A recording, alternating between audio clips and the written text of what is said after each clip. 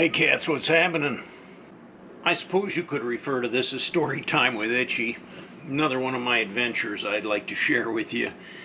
All the years that I've been riding, I've got a lot of interesting stories, and I try to save the best of them for you guys. Play them back as I remember them in my head.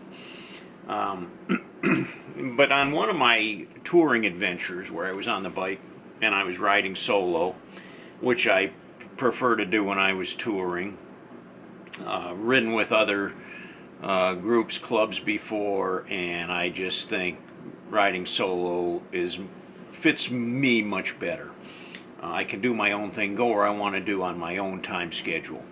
I was on the highway and it had been a long day. I needed to take a break, I needed to take a leak, and I needed some pain meds, which were in my saddlebag. So I stopped at one of these plazas that were along the highway and got off the exit, ran in the plaza, took care of business, came back out. It was just a quick pit stop. I'm not one about loitering and hanging around in these places at all. So quick pit stop, back out in the parking lot. I opened up the saddlebag, flipped up the lid, pulled my ditty bag out of there, found my pain meds, popped about 3 of those. Bottle of water. I'm sitting there chugging a bottle of water. When out of the corner of my eye, I see somebody approaching me. I looked up, and to my surprise, here was like, I'm going to say, it had to be in at least his mid-20s.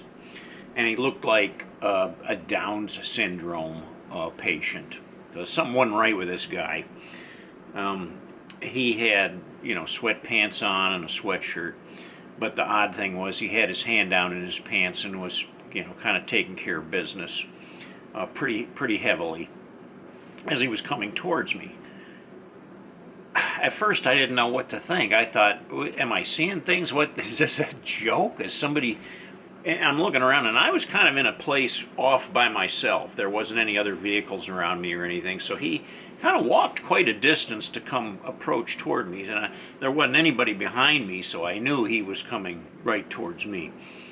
So I stood up, and I'm like, whoa, what the hell? What are you doing, man?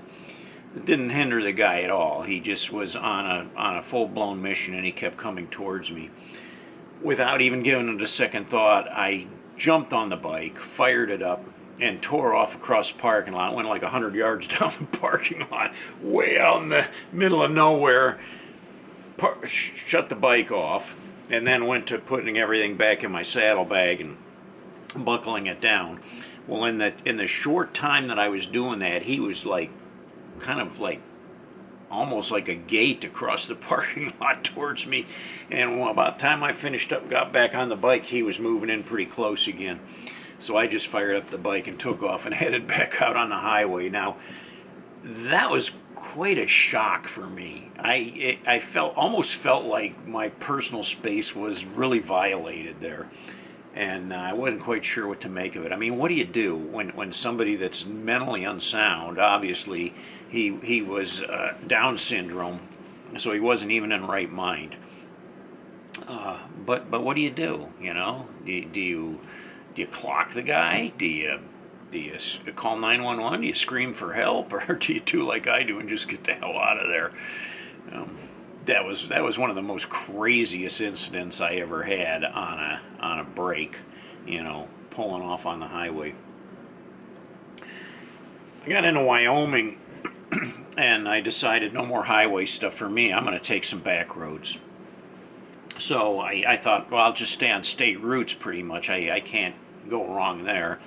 And, out there it's pretty flat, and the roads are straight, long, kind of easy riding, and you can kind of crank up the speed a little bit. Now, the temperature was very warm. It was very, very hot that day, and it had to be in the upper 90s, if not over 100 degrees. I had to stop a couple times just to drink some water, because you tend to dehydrate when you have that wind blowing on you like that. And you need to stay hydrated. You need to drink a lot of fluids. But as I was riding along, when you look ahead way out on the road, you see that mirage, like where it looks like there's puddles of water on the road up ahead.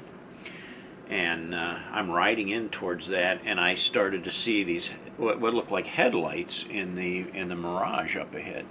So you never know what you're looking at, because you see the heat waves coming off the road and stuff.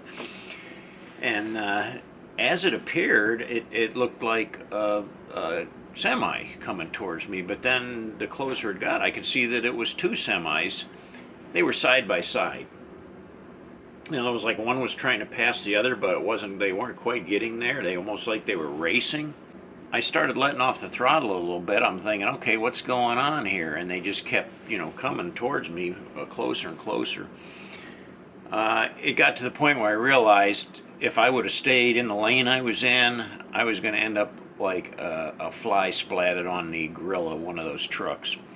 So I pulled off onto the berm and stopped, and they both went by me like 90 mile an hour, side by side, pedal to the metal.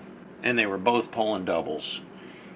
I thought, you got to be kidding me. I mean, what, no law out here? You just get out of my way, I'm coming through.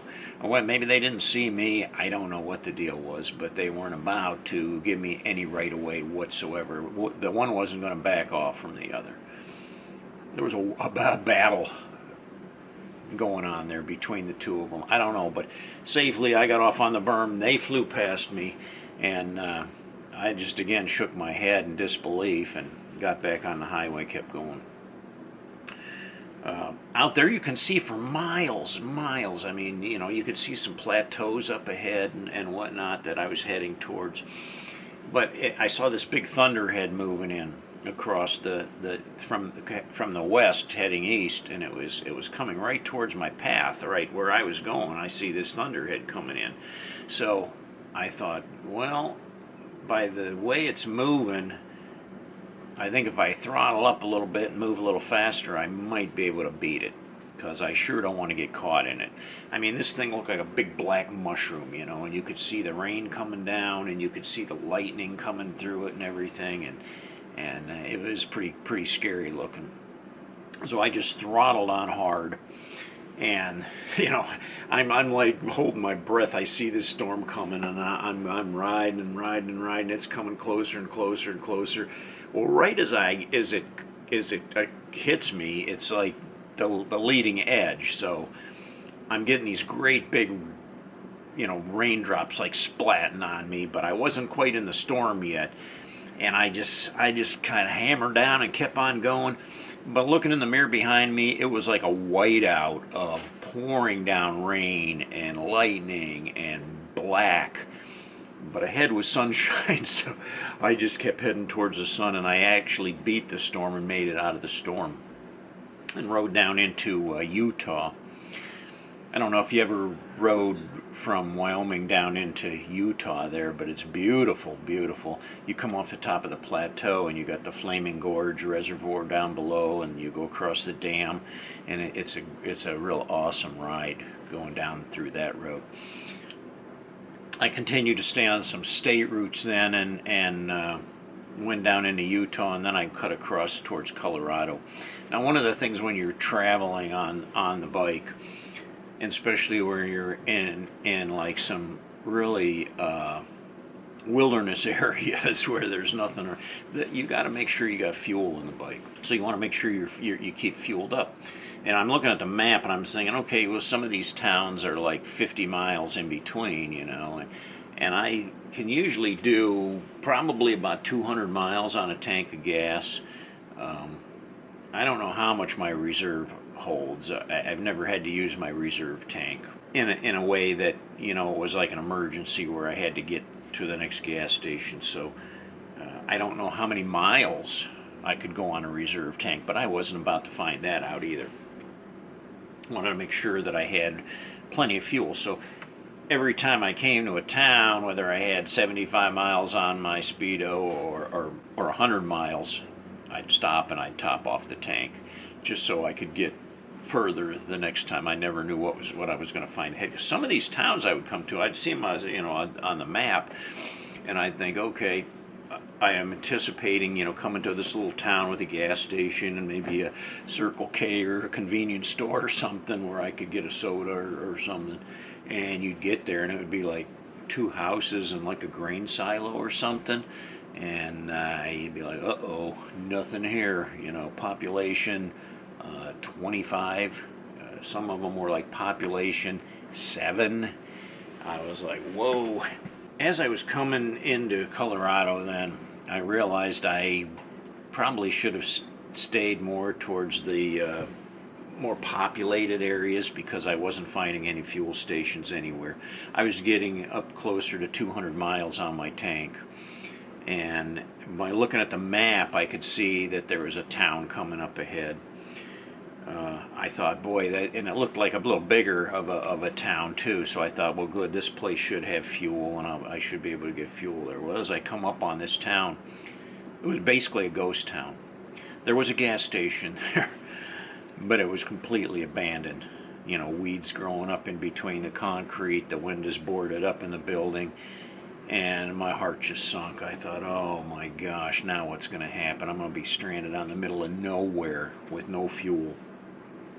I continued on, thinking any minute I was going to have to pop on the reserve, but I didn't. And then I came upon this, like, I don't know, it looked like a real small building on the side, and there was like one of these single fuel pumps there, like an old Esso or something. I don't remember what the particular brand of fuel it was, but there was a couple cars parked there.